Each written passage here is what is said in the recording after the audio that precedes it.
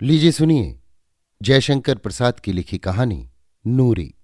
वाचन समीर गोस्वामी का है। ए तुम कौन? बोलते नहीं? तुम्हें बुलाऊं किसी को? कहते हुए उसने छोटा सा मुंह खोला ही था कि युवक ने एक हाथ उसके मुंह पर रखकर उसे दूसरे हाथ से दबा लिया। वो विवश होकर चुप हो गई। और भी आज पहला ही अवसर था जब उसने केसर कस्तूरी और अंबर से बसा हुआ यौवनपूर्ण उद्वेलित आलिंगन पाया था। उधर किरणें भी पवन की एक झोंके के साथ किसलयों को हटाकर घुस पड़ी। दूसरे ही क्षण उस कुंज के भीतर छनकर आती हुई चांदनी में जौहर से भरी कटार चमचमा उठी। भयभीत मृगशावक सी काली आंखें अपनी निरीहता में दया की प्राणों की भीख मांग रही थीं। युवक का हाथ रुक गया। उसने मुंह पर उंगली रखकर चुप रहने का संकेत किया। नूरी काश्मीर की कली थी। सिकरी के महलों में उसके कोमल चरणों की नृत्य कला प्रसिद्ध थी। उस कलिका का आमोद मकरंद अपनी सीमा में मचल रहा था। उसने समझा कोई मेरा साहसी प्रेमी है जो महाबली अकबर की आंख मिचौनी क्रीड़ा के समय पतंग सा प्राण देने आ गया है। नूरी ने इस कल्पना के सुख में अपने को धन्य समझा और चुप रहने का संकेत पाकर युवक के मधुर अधरों पर अपने अधर रख दिए। युवक भी आत्मविस्मृत सा उस सुख में पल भर के लिए तल्लीन हो गया। नूरी ने धीरे से कहा, यहां से जल्द चले जाओ। कल बांध पर पहले पहर की नौबत बजने के समय मौलसरी के नीचे मिलूंगी। युवक धीरे धीरे वहां से खिसक गया। नूरी शिथिल चरण से लड़खड़ाती हुई दूसरे कुंज की ओर चली, जैसे कई प्याले अंगूरी चढ़ा ली हो। उसकी जैसी कितनी ही सुंदरियां अकबर को खोज रही थीं। आकाश का संपूर्ण चंद्र इस खेल को देखकर हंस रहा था। नूरी अब किसी कुंज में घुसने का साहस नहीं रखती थी। नरगिस दूसरे कुंज से निकल कर आ रही थी। उसने नूरी से पूछा, क्यों, उधर देखाई? नहीं, मुझे तो नहीं मिले। तो फिर चल, इधर कामनी के झाड़ों में देखूं। तू ही जा, मैं थक गई हूं। नरगिस चली गई।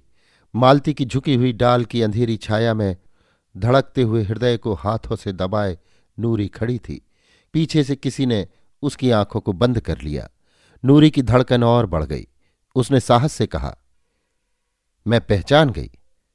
जहां पनाह। उसके मुंह से निकला ही था कि अकबर ने उसका मुंह बंद कर लिया और धीरे से उसके कानों में कहा, मरियम को बता देना, सुल्ताना को नहीं, समझी ना? मैं उस कुंज में जाता हूं। अकबर के जाने के बाद सुल्ताना वहां आई। नूरी उसी की छत्र छाया में रहती थी, पर अकबर की आज्ञा उसने दूसरी ओर सुल्ताना को बहका दिया। मरियम धीरे धीरे वहां आई। वो ईसाई बेगम इस आमोद प्रमोद से परिचित न थी, तो भी मनोरंजन उसे अच्छा लगा। नूरी ने अकबर वाला कुंज उसे बता दिया। घंटों के बाद जब सब सुंदरियां थक गई थीं, तब मरियम का हाथ पकड़े अकबर बाहर आए। उस समय नौबत खाने से मीठी मीठी सोहनी बज रही थी। अकबर ने एक बार नूरी को अच्छी तरह देखा, उसके कपोलों को थपथपाकर उसको पुरस्कार दिया। आंख में चौनी हो गई। सीकरी की झील जैसे लहरा रही है, वैसा ही आंदोलन नूरी के हृदय में हो रहा है। वसंत की चांदनी में भ्रम हुआ कि उसका प्रेमी युवक आया है। उसने चौंक कर देखा, किंतु कोई नहीं था। मौलसरी के नीचे बैठे हुए उसे एक घड़ी से अधिक हो गया। जीवन में आज पहले ही वो अभिसार का साहस कर सकी है। भय से उसका मन कांप रहा है, पर लौट जाने का मन नहीं चाहता। उत्कंठा और प्रतीक्षा कितनी पागल सहेलियां हैं। दोनों उसे उछालने लगी। किसी ने पीछे से आकर कहा, मैं आ गया। नूरी ने घूम कर देखा। लंबा सा गौरवर्ण का युवक उसकी बगल में खड़ा है। वो चांदनी रात में उसे पहचान गई। उसने कहा, शाहजादा याकूब खां? हाँ, मैं ही हूं। कहो, तुमने क्यों बुलाया है? नूरी सन्नाटे में आ गई। इस प्रश्न में प्रेम की गंध भी नहीं थी। वो भी महलों में रह चुकी थी। उसने भी पैंतरा बदल दिया। आप वहां क्यों गए थे? मैं इसका जवाब ना दूं तो? नूरी चुप रही। याकूब खां ने कहा, तुम जानना चाहती हो? ना बताइए। बताऊं तो मुझे, आप डरते हैं तो ना बताइए। अच्छा, तो तुम सच बताओ कि कहाँ की रहने वाली हो? मैं काश्मीर में पैदा हुई हूं। याकूब खां अब उसके समीप ही बैठ गया। उसने पूछा, कहाँ?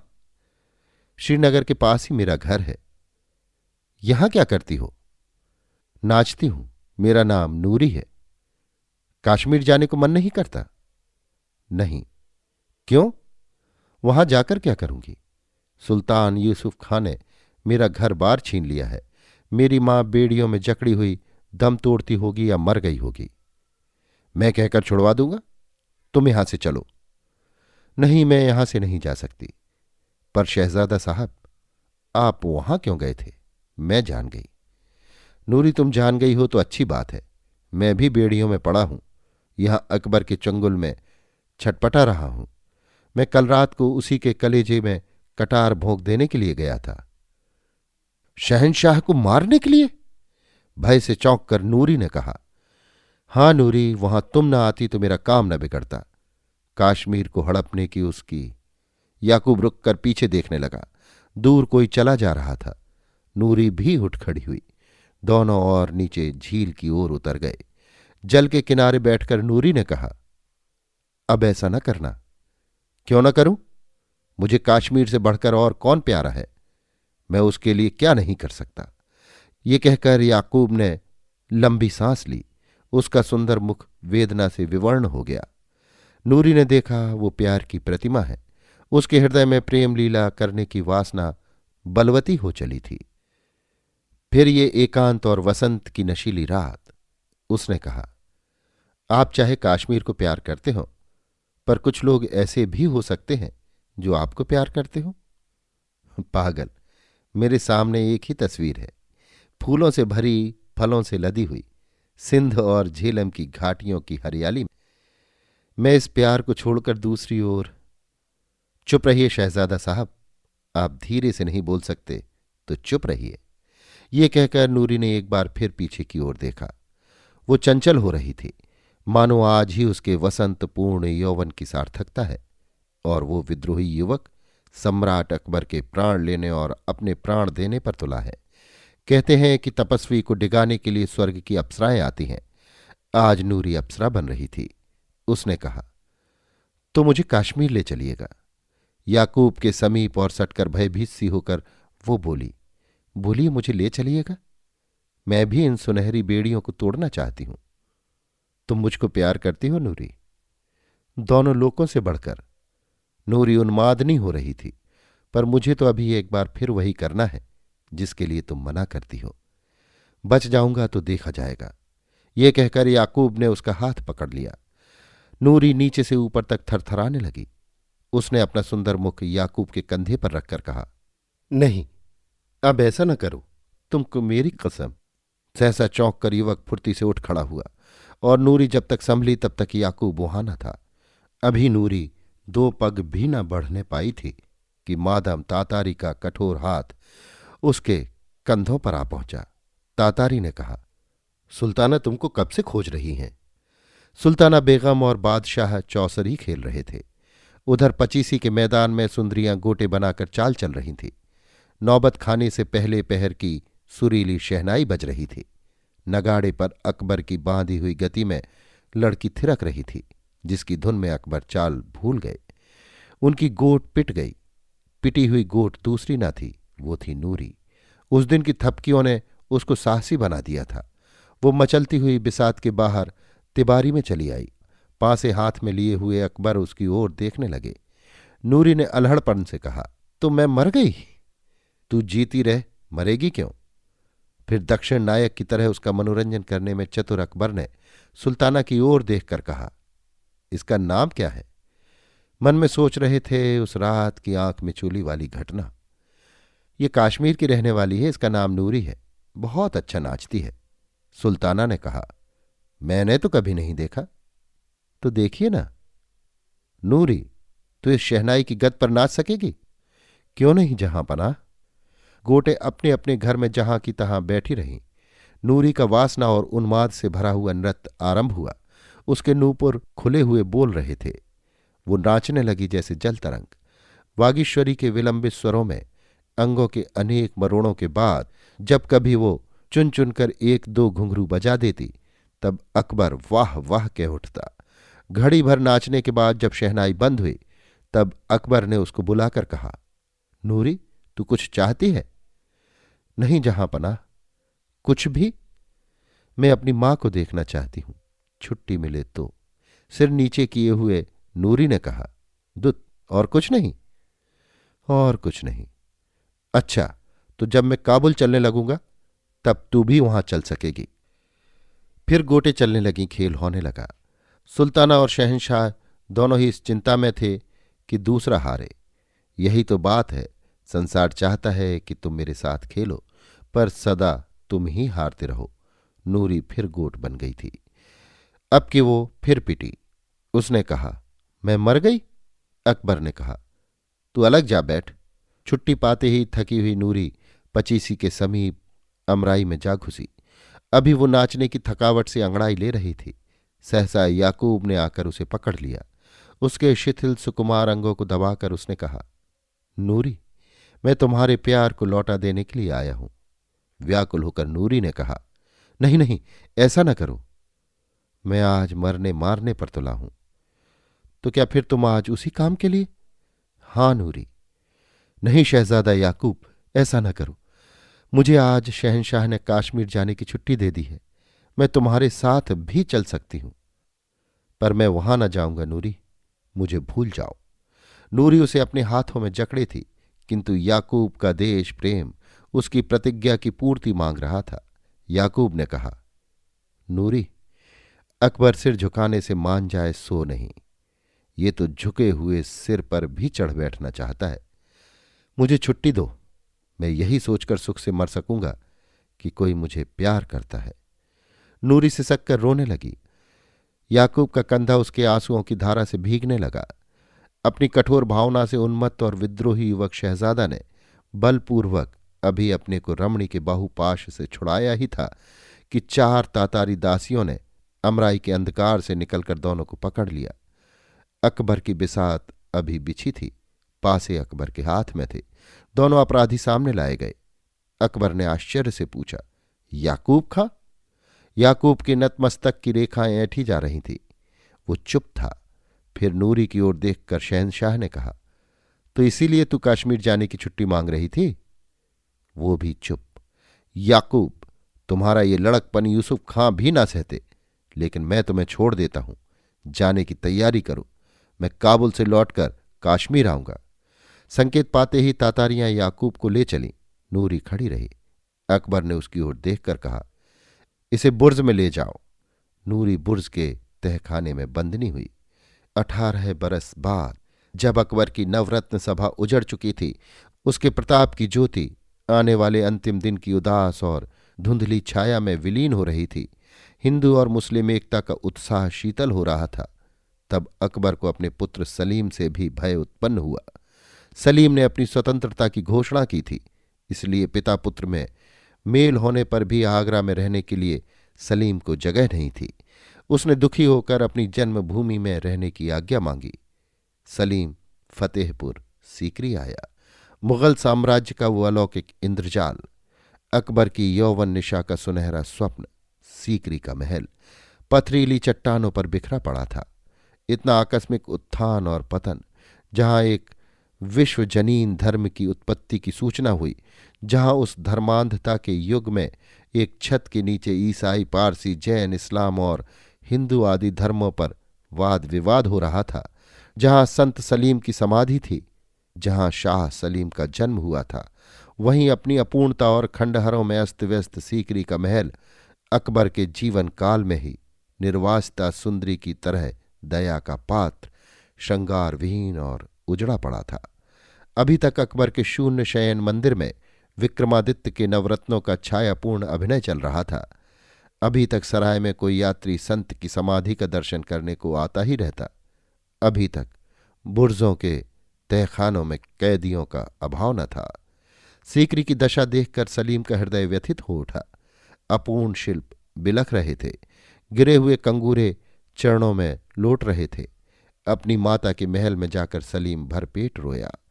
वहां जो इने गिने दास और दासियां और उसके दरोगे बच रहे थे, भिखमंगों की सी दशा में, फटे चीथड़ों में उसके सामने आए। सब समाधि के लंगर खाने से भोजन पाते थे। सलीम ने समाधि का दर्शन करके पहली आज्ञा दी कि तहखानों में जितने बंदी हैं सब छोड़ दिए जाएं। सलीम को मालूम था कि यहां कोई राजनीतिक बंदी नहीं है। दुर्गंध से सने हुए कितने ही नरकंकाल संत सलीम की समाधि पर आकर प्रसन्नता से हिचकी लेने लगे और युवराज सलीम के चरणों को चूमने लगे। उन्हीं में एक नूरी भी थी। उसका यौवन कारागार की कठिनाइयों से कुचल गया था। सौंदर्य अपने दो चार रेखा चिन्ह छोड़कर समय के पंखों पर बैठकर उड़ गया था। सब लोगों को जीविका बंटने लगी। लंगर खाने का नया प्रबंध हुआ। उसमें से नूरी को सराय में आए हुए यात्रियों को भोजन देने का कार्य मिला। वैशाख की चांदनी थी। झील के किनारे मौलसरी के नीचे कौवालों का जमघट था। लोग मस्ती में झूम झूम कर गा रहे थे। मैंने अपने प्रियतम को देखा था। वो सौंदर्य मधुरा की तरह नशीला, चांदनी सा उज्ज्वल, तरंगों सा यौवनपूर्ण और अपनी हंसी सा निर्मल था। किंतु हलाहल भरी उसकी अपांग धारा, आह, निर्दय, मरण और जीवन का रहस्य उन संकेतों में छिपा था। आज भी न जाने क्यों भूलने में असमर्थ हूं। कुंजों के फूलों के झुरमुट में तुम छिप सकोगे? तुम्हारा वो चिरविकासमय सौंदर्य, वो दिगंत व्यापी सौरभ तुमको छिपने देगा? मेरी विकलता को देखकर प्रसन्न होने वाले मैं बलिहारी। नूरी वहीं खड़ी होकर सुन रही थी। वो कौवालों के लिए भोजन लिवाकर आई थी। गाढ़े का पायजामा और कुर्ता, उस पर गाढ़े की ओढ़नी, उदास और दयनीय मुख पर निरीहता की शांति। नूरी में विचित्र परिवर्तन था। उसका हृदय अपनी विवश पराधीनता भोगते भोगते शीतल और भगवान की करुणा का अवलंबी बन गया था। जब संत सलीम की समाधि पर वो बैठकर भगवान की प्रार्थना करती थी, तब उसके हृदय में किसी प्रकार की सांसारिक वासना या अभाव अभियोग का योग न रहता। आज न जाने क्यों इस संगीत ने उसकी सोई हुई मनोवृत्ति को जगा दिया। वही मौलसिरी का वृक्ष था। संगीत का अर्थ चाहे किसी अज्ञात लोक की परम सीमा तक पहुंचता हो, किंतु आज तो नूरी अपने संकेत स्थल की वही घटना स्मरण कर रही थी जिसमें एक सुंदर युवक से अपने हृदय की बातों को खोल देने का रहस्य था। वो काश्मीर का शाहजादा आज कहाँ होगा? नूरी ने चंचल होकर वहीं थालों को रखवा दिया और स्वयं धीरे धीरे अपने उत्तेजित हृदय को दबाए हुए संत की समाधि की ओर चल पड़ी। संगमरमर की जालियों से टिककर वो बैठ गई। सामने चंद्रमा की किरणों का समारोह था। वो ध्यान में निमग्न थी। उसकी निश्चल तन्मयता के सुख को नष्ट करते हुए किसी ने कहा, नूरी, क्या अभी सराय में खाना न जाएगा? वो सावधान होकर उठ खड़ी हुई। लंगर खाने से रोटियों का थाल लेकर सराय की ओर चल पड़ी। सराय के फाटक पर पहुंचकर वो निराश्रित भूखों को खोज खोज कर रोटियां देने लगी। एक कोठरी के समीप पहुंचकर उसने देखा कि एक युवक टूटी हुई खाट पर पड़ा कराह रहा है। उसने पूछा, क्या है भाई, तुम बीमार हो क्या? मैं तुम्हारे लिए कुछ कर सकती हूं तो बताओ। बहुत कुछ, टूटे स्वर से युवक ने कहा। नूरी भीतर चली गई। उसने पूछा, क्या है, कहिए। पास में पैसा न होने से ये लोग मेरी खोज नहीं लेते। आज सवेरे से मैंने जल नहीं पिया। पैर इतने दुख रहे हैं कि उठ नहीं सकता। कुछ खाया भी ना होगा। कल रात को यहां पहुंचने पर थोड़ा सा खा लिया था। पैदल चलने से पैर सूज आए, तब से यूं ही पड़ा हूं। नूरी थाल रखकर बाहर चली गई। पानी लेकर आई। उसने कहा, लो, अब उठकर कुछ रोटियां खाकर पानी पी लो। युवक उठ बैठा। कुछ अन्न जल पेट में जाने के बाद जैसे उसे चेतना आ गई। उसने पूछा, तुम कौन हो? मैं लंगर खाने में रोटियां बांटती हूं। मेरा नाम नूरी है। जब तक तुम्हारी पीड़ा अच्छी न होगी मैं तुम्हारी सेवा करूंगी, रोटियां पहुंचाऊंगी, जल रख जाऊंगी। घबराओ नहीं, ये मालिक सबको देखता है। युवक की विवर्ण आंखें प्रार्थना में ऊपर की ओर उठ गईं। फिर दीर्घ निश्वास लेकर उसने पूछा, क्या नाम बतलाया? नूरी ना? हाँ, यही तो। अच्छा, तुम यहां महलों में जाती होगी? महल? हाँ, महलों की दीवारें तो खड़ी हैं। तब तुम नहीं जानती होगी, उसका नाम भी नूरी था। वो कश्मीर की रहने वाली थी। उससे आपको क्या काम है? मन ही मन कांप कर नूरी ने पूछा। मिले तो कह देना कि एक अभागे ने तुम्हारे प्यार को ठुकरा दिया था। वो कश्मीर का शाहजादा था, पर अब तो भिकमंगे से भी। कहते कहते उसकी आंखों से आंसू बहने लगे। नूरी ने उसके आंसू पोंछकर कहा, क्या अब भी उससे मिलने का मन करता है? वो सिसक कर कहने लगा, मेरा नाम याकूब खां है। मैंने अकबर के सामने तलवार उठाई और लड़ा भी। जो कुछ मुझसे हो सकता था वो कश्मीर के लिए मैंने किया। इसके बाद विहार के भयानक तहखाने में बेड़ियों से जकड़ा हुआ कितने दिनों तक पड़ा रहा। सुना है कि सुल्तान सलीम ने वहां के अभागों को फिर से धूप देखने के लिए छोड़ दिया। मैं वहीं से ठोकरे खाता हुआ चला आ रहा। हथकड़ियों से छूटने पर किसी अपने प्यार करने वाले को देखना चाहता था। इसी से सीकरी चला आया।